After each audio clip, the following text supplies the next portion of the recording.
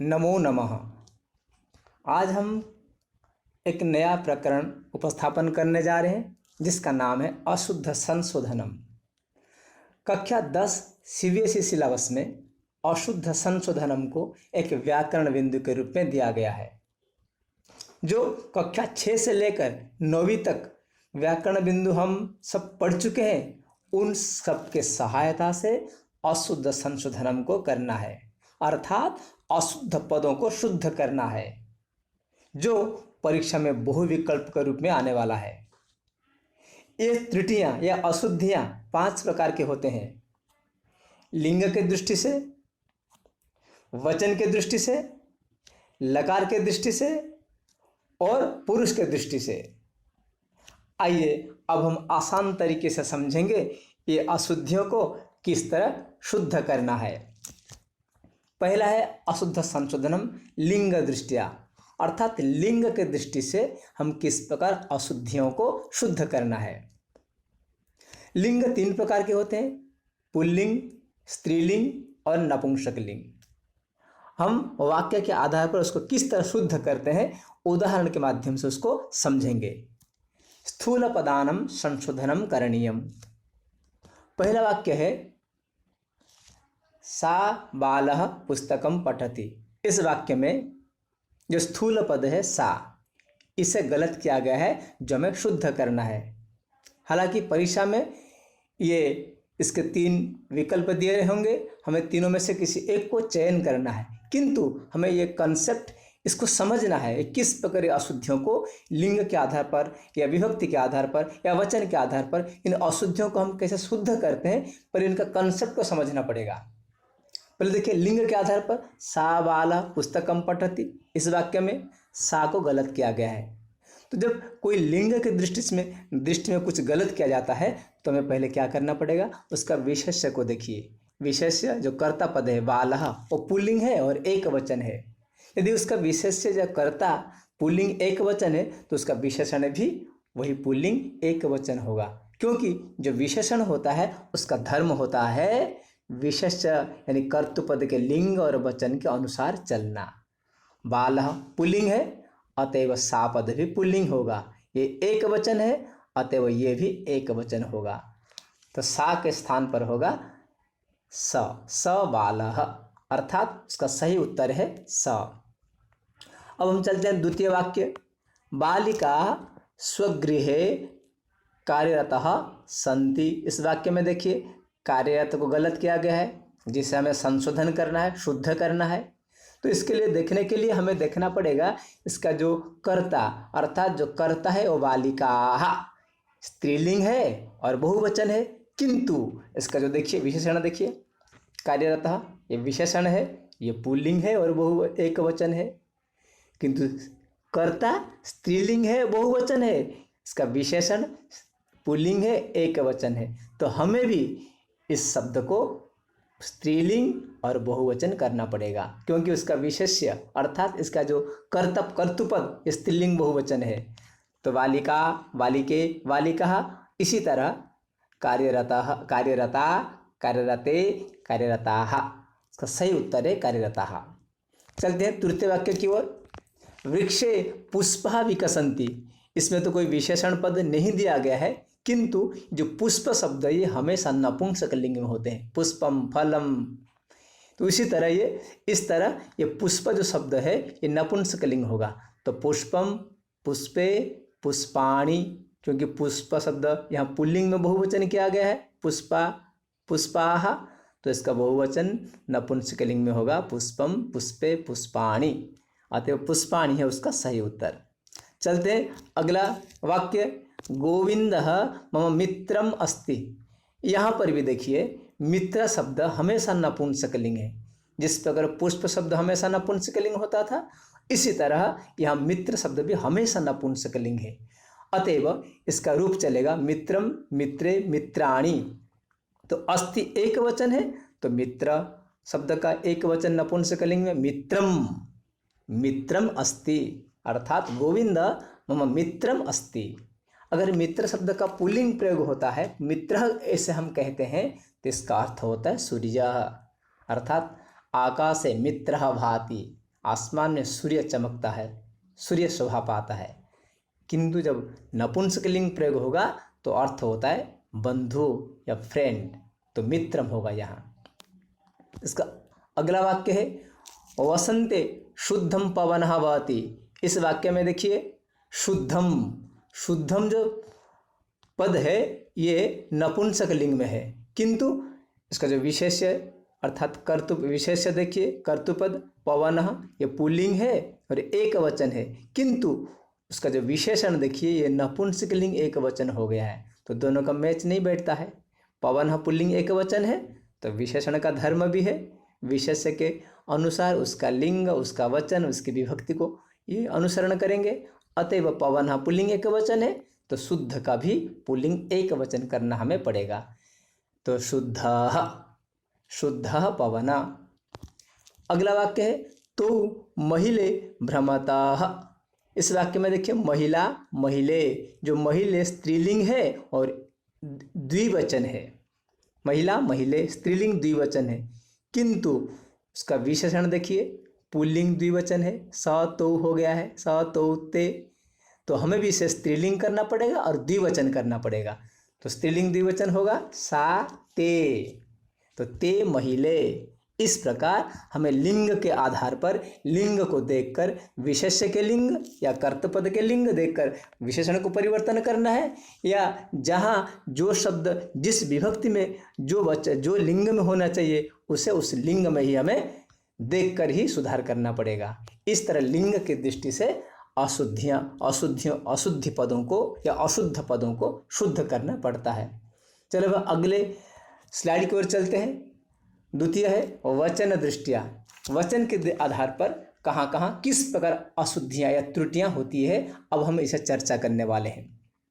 वचन भी 3 प्रकार के होते हैं, एक वचन, द्विवचन और बहुवचन। एक वचन, द्विवचन और बहुवचन, इसके आधार पर भी इस प्रकार की त्रुटियाँ दी जाएगी।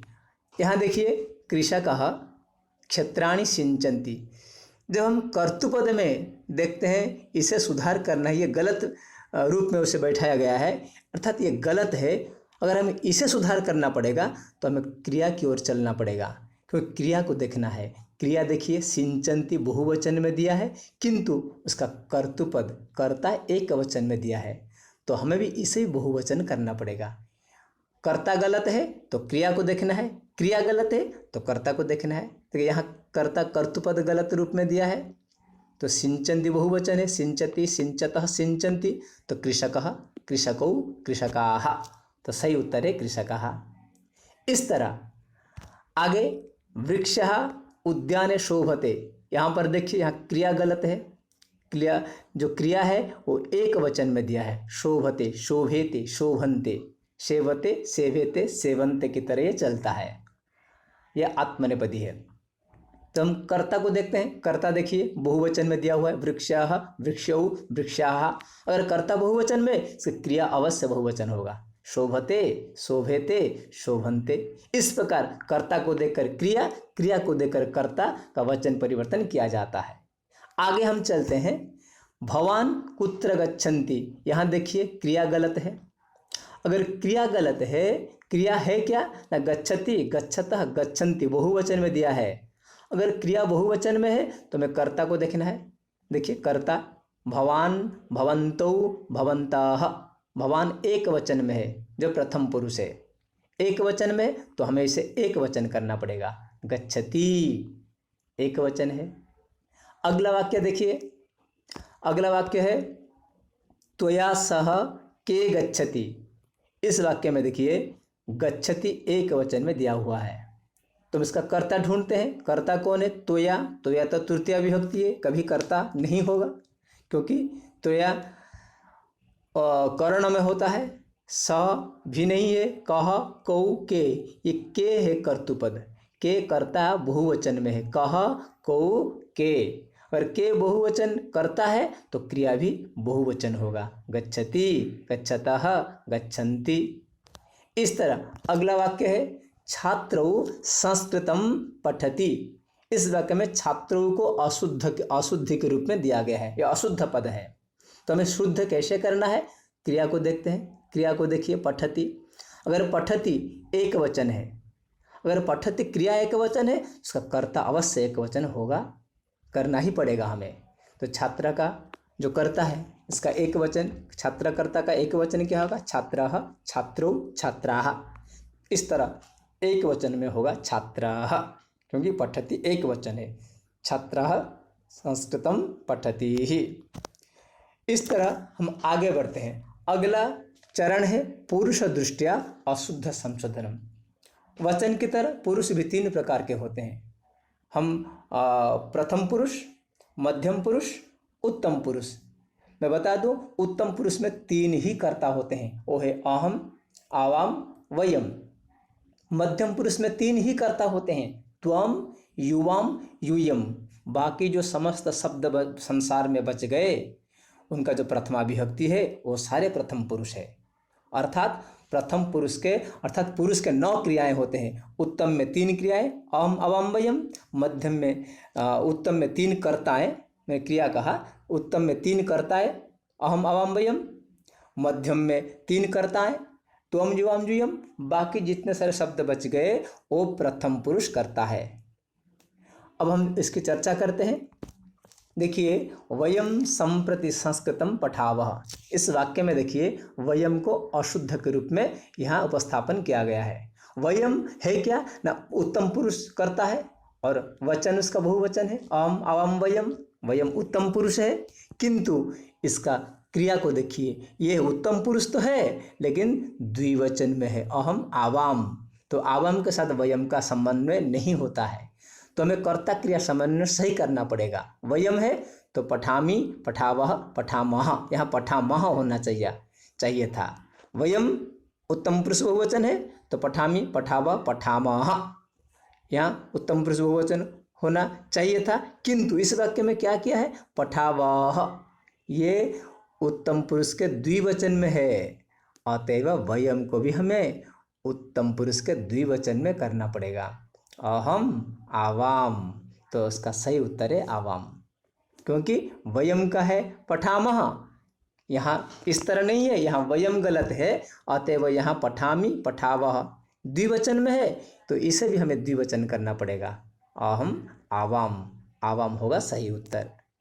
अगला वाक्य है ते कुत्र गच्छसि। इस वाक्य में देखिए गच्छसि जो क्रियापद है वो मध्यम पुरुष में होता है, सी, थह, थह। मध्यम पुरुष में सी होता है, पठसि, पठथः, पठथः। अगर ये गलत है, इसे हमें सुधार करना है। तो ये मध्यम पुरुष में है, किंतु इसका कर्ता देखिए ये प्रथम पुरुष में है, स, तो, ते, दोनों का समन्वय नहीं हो रहा है, तो ये गलत है। तो हमें क्या करना पड़ेगा? स, तो, ते, ये बहुवचन में है और प्रथम पुरुष है, तो इसका क्रिया को भी हमें प्रथम पुरुष करना पड़ेगा। कैसे? गच्छति, गच्छतः, गच्छन्ति, क्योंकि सातोते बहुवचन है तो गच्छति, गच्छत, गच्छन्ति। इस प्रकार इसे भी बहुवचन करना पड़ेगा। अगला वाक्य है त्वम लेखम लिखति। इस वाक्य में देखिए त्वम उत्तम पुरुष में होता है, त्वम, युवाम, यूयम, ये त्वम मध्यम पुरुष एक वचन है, त्वम मध्यम पुरुष एक वचन है, त्वम एक वचन में होता है मध्यम पुरुष, किंतु क्रिया देखिए ये प्रथम पुरुष एक वचन में है, पठति, लिखति, खादति। तो हमें इसे भी करना चाहिए था, किंतु हम परिवर्तन किसे करना है? त्वम को करना है। त्वम गलत के रूप में वहाँ उपस्थापन किया गया है।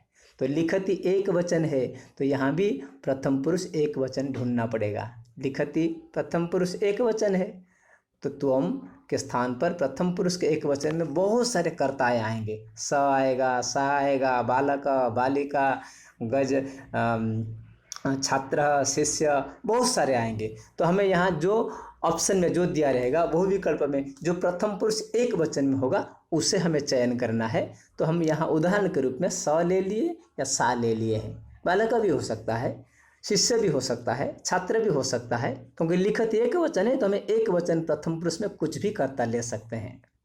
चलते हैं, अगला वाक्य है अहम फलानी खादसी। इस वाक्य में देखिए खादसी ये गलत के रूप में दिया है, ये गलत पद है यहाँ, तो हमें इससे परिवर्तन करना है। हमें देखते हैं, चलते हैं कर्ता की ओर। देखिए कर्ता अहम है तो अहम के साथ खादसी कभी नहीं होगा, अहम है तो यहाँ मी होगा। अहम अहम आवाम वयम, अमी आव आम, ये उसका कर्ता क्रिया समन्वय है। तो अहम है तो मी होना चाहिए।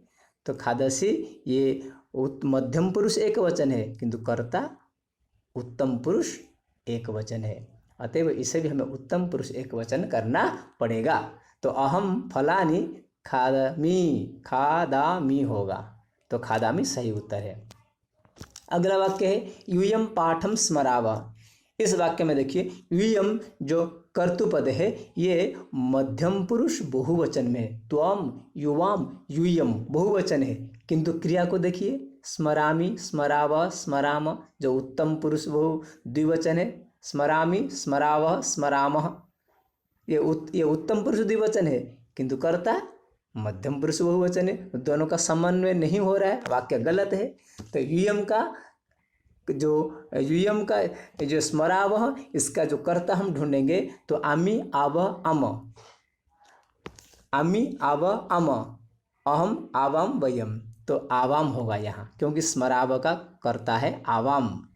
तो इस प्रकार कर्ता क्रिया को पुरुष की दृष्टि से हमें देखना पड़ेगा। अगला वाक्य है बालको फलम खादामी। इस वाक्य में देखिए खादामी हमें पता है जहाँ अहम होगा वहीं पर खादामी होता है, खादामी और कहीं भी नहीं होगा, क्योंकि ये उत्तम पुरुष एक वचन है, किंतु यहाँ अहम नहीं है, बालको है। बालको जो करता है ये प्रथम पुरुष है और द्विवचन है। तो प्रथम पुरुष द्विवचन का जो क्रिया है वो क्या होगा? पठति, पठतः, पठन्ति, पठतः, खादतः, लिखतः, इस तरह होता है।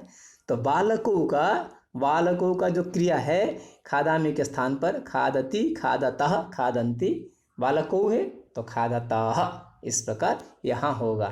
इस तरह पुरुष को देखना, कर्ता कौन सा पुरुष है और क्रिया कौन सा पुरुष है, दोनों को देखकर ही हमें कर्ता क्रिया समन्वय करना है। अगला वाक्य है, अगला स्लाइड के रूप में हमें लिए हैं, स्लाइड में लिए हैं लकार दृष्टिया अशुद्ध संशोधनम। अर्थात लकार में हमें किस तरह, कहाँ किस प्रकार लकार में अशुद्धियाँ होती है, उस तरह हम कैसे समझेंगे और कैसे शुद्ध करेंगे। देखिए पहला जो वाक्य है ह्यः सोमवासर अस्ति। इस लकार दृष्टि में हमें शुद्ध करने के लिए हमें पहले दो बात को याद रखना पड़ेगा। पहला है एक पद है ह्यः, हमेशा परीक्षा में इसी के ऊपर ही प्रश्न आता है। ह्यः शब्द का अर्थ होता है यस्टरडे, अर्थात बीता हुआ कल। जहाँ यस्टरडे या बीता हुआ कल आएगा वहाँ हमेशा लॉन्ग लकार होगा, पास्ट टेंस होगा, इस बात को याद रखना है। दूसरा है श्वः शब्द का अर्थ है टुमारो, अर्थात आने वाला कल। श्वः शब्द मतलब टुमारो मतलब जो आएगा, इसके लिए लिट लकार अर्थात भविष्य काल का प्रयोग होगा। स्व के स्थान पर भविष्य काल अर्थात लिट लकार, और यह शब्द है तो वहाँ लॉन्ग लकार अर्थात अतीत काल। इन दोनों को छोड़ने के बाद जो बच गए अधुना, इदानीम, सांप्रतम, अद्य, ये जो सारे हैं ये वर्तमान कालिक अव्यय पद है। जहाँ वर्तमान कालिक अव्यय पद है वहाँ समस्त स्थानों पर आएगा ना लट लकार अर्थात वर्तमान काल। ह्य में आएगा लॉन्ग लकार पास्ट टेंस, श्व में आएगा लिट लकार भविष्य काल, और वर्तमान कालिक जो अव्यय पद है इदानीम, सांप्रतम, अधुना, अद्य, ये इन सब अव्यय पदों के स्थान पर आएंगे वर्तमान काल। देखिए यह है तो मैंने बता दिया, यह मतलब यस्टरडे बीता हुआ कल, तो यहाँ कभी भी अस्ति पद का प्रयोग नहीं होगा, अस्ति वर्तमान काल में होता है। तो यह है तो यहाँ हम लॉन्ग लकार करेंगे। सोमवासर एक वचन है तो यहाँ क्रिया भी एक वचन में आएगा लॉन्ग लकार में। तो आसित, आस्तम, आसन, तो यहाँ आसित करेंगे क्योंकि सोमवासर कर्ता एक वचन है तो आसित भी एक वचन होगा। द्वितीय वाक्य है श्वः अवकाश आसित। मैंने पहले बता दिया श्वः मतलब टुमारो आने वाला कल, जहाँ स्वः है वहाँ कभी भी और कोई लकार नहीं होगा भविष्य काल को छोड़कर, लिट लकार को छोड़कर, यहाँ लिट लकार ही होगा। तो लिट लकार में आसित का भविष्यति, भविष्यतः, भविष्यन्ति, अवकाशः एक वचन है तो यहाँ भी एक वचन होगा भविष्यति। तृतीय वाक्य देखिए वयं पूरी यह गमिष्याम। मैंने बता दिया हूँ कि यह मतलब बीता हुआ कल यस्टरडे, तो यहाँ कभी भी और कोई लकार नहीं होगा लॉन्ग लकार अर्थात अतीत काल को छोड़कर। यहाँ भी हमें लॉन्ग लकार का प्रयोग करना पड़ेगा अर्थात अगच्छत, अगच्छताम, अगच्छन, इस प्रकार होता है। तो वयम, देखिए वयम उत्तम पुरुष बहुवचन है, तो यहाँ पर भी उत्तम पुरुष बहुवचन होगा। तो अगच्छम, अगच्छाव, अगच्छामः, अगच्छामा, इसमें विसर्ग नहीं आता है लौंग लकार में। अब देखते हैं अगला वाक्य। यहाँ देखिए, यहाँ अधुना है, वर्तमान कालिक अव्यय पद है। अधुना मतलब अब, तो अगर अधुना, संप्रति, सांप्रतम, अद्य, इस प्रकार अव्यय पद आएंगे, वर्तमान कालिक अव्यय पद आएंगे, तो हमें यहाँ केवल लॉट लकार यानी वर्तमान काल को प्रयोग करना पड़ेगा। जैसे यहाँ अकुर्म लौंग लकार दिया हुआ है, तो वयम बहुवचन है उत्तम पुरुष का, तो यहाँ पर भी हमें उत्तम पुरुष का बहुवचन करना पड़ेगा। जैसे करोमि, कुर्व, कुर्मा, कुर्माः, क्योंकि वयम है तो वयम का कुर्मः होगा। अगला वाक्य, अहम ह्यः गच्छामि। इस वाक्य में देखिए ह्यः है, ह्यः मतलब बीता हुआ कल, यस्टरडे, तो यहाँ लौंग लकार ही आएगा। तो क्या होगा लौंग लकार का?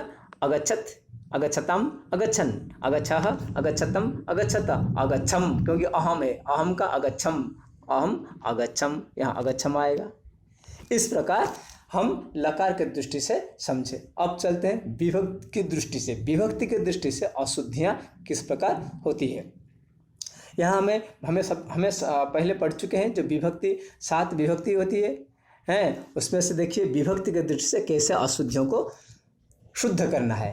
अहम, इसमें 2 होगा, विभक्ति का आधार पर 2 होगा। एक है सामान्य विभक्ति, अगर द्वितीय विभक्ति है तो को, तृतीय विभक्ति है तो से, चतुर्थी विभक्ति है तो के लिए, पंचमी विभक्ति है से, षष्ठी विभक्ति है का, की के, सप्तमी विभक्ति है में, पर।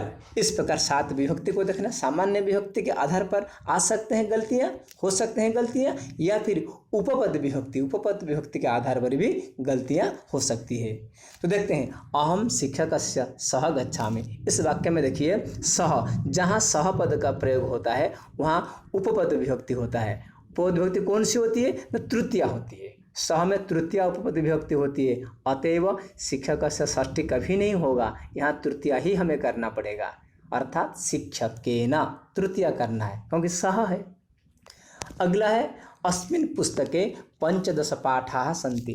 इस वाक्य में देखिए यहाँ उपपद विभक्ति का प्रश्न ही नहीं है, क्योंकि पाठम सन्ति यहाँ सामान्य विभक्ति है। पाठम सन्ति, पाठ को है, सन्ति बहुवचन है क्रिया, किंतु कर्ता देखिए, कर्ता इसमें क्या है? कर्ता पाठम, द्वितीया नहीं होनी चाहिए, कर्ता हमेशा प्रथमा विभक्ति में होते हैं। अतएव पाठम सन्ति, पाठ को हैं, ऐसे हमें नहीं समझना पड़ेगा, पाठ हैं, अर्थात पाठ है मतलब प्रथमा विभक्ति। यहाँ प्रथमा विभक्ति में होगा क्या? न सन्ति बहुवचन है तो पाठः, पाठौ, पाठाः, पाठाः सन्ति। अगला वाक्य है अहम नेत्रयो पश्यामि। इस वाक्य में देखिए नेत्रयो, यहाँ देखिए सामान्य विभक्ति है। अहम, मैं, नेत्रयो, योहो जो विभक्ति है ये षष्ठी और सप्तमी द्विवचन में होते हैं। तो षष्ठी का चिन्ह है का, 2 आँखों का देखता हूँ, मैं 2 आँखों का देखता हूँ। अहम नेत्राभ्याम, अहम 2 आँखों से, मैं 2 आँखों से देखता हूँ और मैं 2 आँखों के लिए देखता हूँ। अब हमें अहम नेत्रयो पश्यामि, इस वाक्य में देखिए अगर षष्ठी करेंगे तो मैं 2 आँखों का देखता हूँ, और सप्तमी करेंगे मैं 2 आँखों पर देखता हूँ, 2 आँखों में देखता हूँ। ये 2 वाक्य गलत होता है, तो हमें क्या करना पड़ेगा? हम सार्थक हिंदी शब्द इसका होगा मैं 2 आँखों से देखता हूँ। तो से विभक्ति कौन सी है? तृतीया है।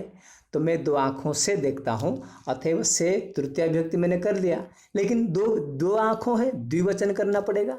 तो तृतीया का द्विवचन नेत्रेण नेत्राभ्याम, अहम नेत्राभ्याम पश्यामि, मैं 2 आँखों से देखता हूँ, क्योंकि से तृतीया विभक्ति है और 2 होने से द्विवचन मैंने कर लिया। अगला वाक्य देखिए वृक्षेण पत्राणि पतन्ति। वृक्षेण, वृक्षेण यहाँ देखिए तृतीया विभक्ति है, यहाँ वृक्षेण तृतीया विभक्ति है, अर्थात वृक्ष से पत्ते गिरते हैं। अब हमें एक बात समझना पड़ेगा, वृक्षेण से, पेड़ से, तो कौन सी से? मतलब बाय से या फ्रॉम से? इंग्लिश में होता है फ्रॉम, FROM, फ्रॉम का अर्थ है से, और एक BY बाय, ये भी से है। मैं कलम से लिखता हूँ, ये भी से है। मैं घर से आ रहा हूँ, ये भी से है। पर हमें दोनों वाक्यों को अगर ठीक ध्यानपूर्वक देखेंगे, मैं घर से आ रहा हूँ तो घर from, I am coming from, और मैं कलम से लिखता हूँ, I am writing by pen. तो बाय ये विषय है, फ्रॉम ये विषय है। तो इस वाक्य में हमें देखना पड़ेगा वृक्षेण, अर्थात पेड़, वृक्ष से पत्राणि पतंती, ये बाय से या फ्रॉम से। अगर फ्रॉम से हो रहा है तो पंचमी करना पड़ेगा। वृक्षेण पेड़ से पत्ते गिरते हैं, अर्थात फ्रॉम ट्री, तो इसीलिए यहाँ पंचमी करना पड़ेगा। जहाँ फ्रॉम है वहाँ पंचमी करना है, जहाँ बाय मीनिंग आ रहा है वहाँ तृतीया करना है। इसका यही फंडा है। अर्थात वृक्ष से फ्रॉम हो रहा है तो पंचमी करेंगे, वृक्ष का पंचमी है वृक्षात, वृक्षात पत्राणि पतंती। अगला वाक्य है गुरुम नमः। यहाँ देखिए, यहाँ उपपद विभक्ति है। नमः के शब्द, नमः शब्द के योग में हमेशा चतुर्थी विभक्ति होती है, उपपद विभक्ति होती है। अतएव गुरुम का चतुर्थी हमें करना पड़ेगा। तो गुरुम का चतुर्थी है गुरवे। इस प्रकार अगला वाक्य है छात्र कलमात पत्रम लिखति। इस वाक्य में देखिए जो मैं बता रहा था, छात्र कलमात, कलम से पत्र लिख रहा है। ये कौन सा से, जो से है, से कौन सी है, ये से है पंचमी से या तृतीया से। छात्र कलम से लिखता है, बाई पेन या फ्रॉम पेन। अगर बाय मीनिंग आ रहा है, बी वाई बाय मीनिंग आ रहा है तो हमें तृतीया विभक्ति करना पड़ेगा, क्योंकि फ्रॉम मीनिंग जहाँ होता है वहाँ पंचमी विभक्ति होती है, जहाँ बाई होता है वहाँ तृतीया होती है। छात्र कलमात पत्रम लिखति, छात्र कलम से लिखता है तो बाई पेन, तो कलम से का पंचमी, इसको पंचमी है, हम उसको तृतीया कर लेंगे। तो छात्र कलमेन पत्रम लिखति, तृतीया होगा, क्योंकि ये बाय मीनिंग में होता है। और जहाँ फ्रॉम मीनिंग में है से, वहाँ वृक्षात पंचमी होता है। इस प्रकार विभक्ति के आधार पर हमें देखना है कौन सी विभक्ति कहाँ सही बैठती है। और दूसरी बात, कहाँ उपपद विभक्ति होगी और कहाँ सामान्य विभक्ति होगी। और ये दो को मैंने बता दिया, जो बाय, फ्रॉम, बाय ये वृक्षेण ये फ्रॉम, और ये कलमेन ये बाय। ये बाय मतलब तृतीया विभक्ति, फ्रॉम मतलब पंचमी विभक्ति। इस प्रकार दोनों से होते हैं। इसको देखकर हमें अशुद्धियों को शुद्ध करना है। धन्यवाद।